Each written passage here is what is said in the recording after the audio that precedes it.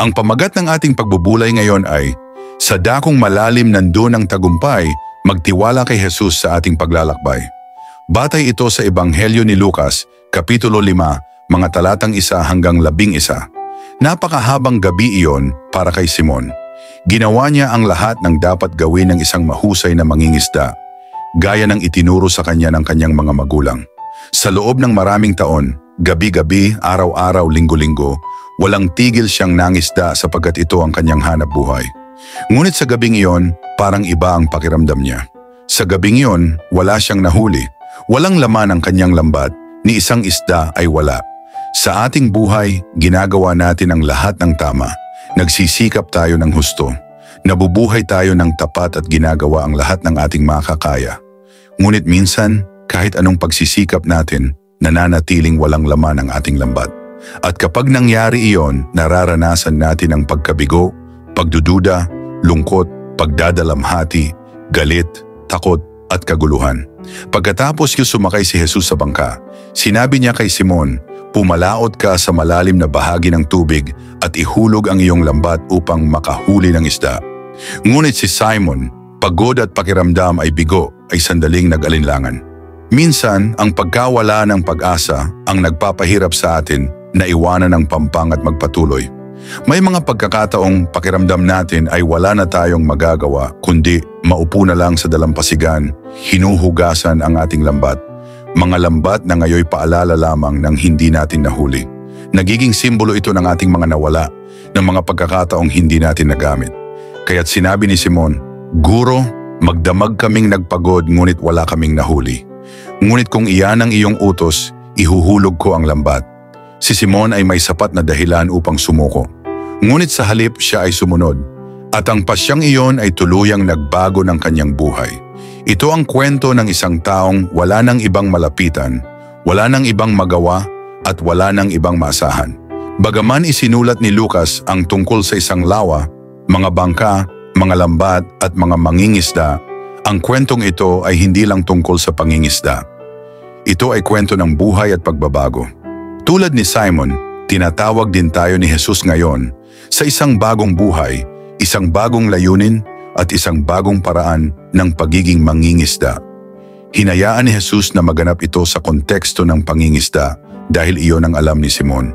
Sa parehong paraan, si Jesus ay dumarating sa atin sa mga pang-araw-araw nating karanasan, sa ating trabaho, sa ating pamilya at sa ating mga suliranin. Maging tayo man ay mangingisda o magsasaka, guro o manggagawa, inaanyayahan tayong lumalim sa ating pananampalataya, pumalaot sa malalim na tubig at ihulog ang ating lambat. Ngunit nakakatakot ang malalim na tubig. Ito'y mapanganib at hindi natin alam kung ano ang nasa ilalim nito. Hindi natin mahahawakan ang pinakailalim. At anuman ang naroroon, marami ang nalunod sa malalim na tubig. Ang malalim na tubig ay sumasalamin sa mga hamong dapat nating harapin at pagtagumpayan. Ngunit sa kabila nito, doon natin matatagpuan ang biyayang hinahanap natin. Kung makikinig tayo kay Jesus at susundin ang kanyang mga turo, pangungunahan niya tayo, hindi lang sa kung ano ang kailangan natin, kundi sa isang mas dakilang plano na inihanda niya para sa atin. Madaling manatili sa mababaw na tubig sa kung saan tayo komportable at pamilyar. Kapag may takot tayo, mas pinipili nating umatras. Ngunit ang mababaw na tubig ay walang laman. Walang mahuhuli roon, ang biyaya ng Diyos ay nasa lalim. Sa buhay, madalas tayong nahihirapan dahil nananatili tayo sa nakasanayan. Pinipilit nating kayanin ang lahat ng mag-isa, hindi humihingi ng tulong sa Diyos at madalas nating binabaliwala ang kanyang tinig. Ngunit si Simon ay nakinig. Nagtiwala siya sa mga salita ni Jesus. "Pumalaot ka sa malalim at ihulog mo ang iyong lambat upang makahuli ng isda." Dahil sa kanyang pananampalataya, napuno ang kanilang lambat, napakarami hanggang sa halos mapunit ito. Ngunit higit pa sa pangingisda ang plano ni Jesus para sa kanila. At ganun din sa atin. Hindi tayo nabubuhay upang maghabol lamang ng yaman at tagumpay. May mas dakilang dahilan ang ating buhay. Kung hindi tayo nabubuhay para sa iba, ano ang halaga nito?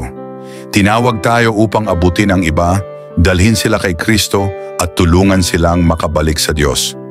Lahat tayo ay tinawag ni Jesus upang maging bahagi ng kanyang misyon, ang magmahal, maglingkod at akayin ang iba pabalik sa tamang landas ng Diyos. Isang buhay na puno ng pagmamahal sa Diyos at sa kapwa. Isang pusong handang umunawa at tumulong sa nangangailangan. Isang isipan na hindi hinuhusgahan ng iba. Isang pusong mapagpakumbaba, handang magpatawad at humingi ng tawad. Pinapangarap nating magbago ang mundo. Ngunit ang pagbabago ay mangyayari lamang kung sasagutin natin ang tawag ni Jesus at magiging bahagi ng kanyang misyon, ang ipalaganap ang pag-ibig ng Diyos at ang kanyang kaharian. Kaya mga kapatid, ang dalangin ko ngayon sa inyo ay magtiwala kayo kay Jesus, manalig kayo sa kanyang mga plano, at tanggapin siya bilang tagapagligtas mo at ng sangkatauhan. Sa pangalan ng Ama, ng Anak, at ng Espiritu Santo. Amen.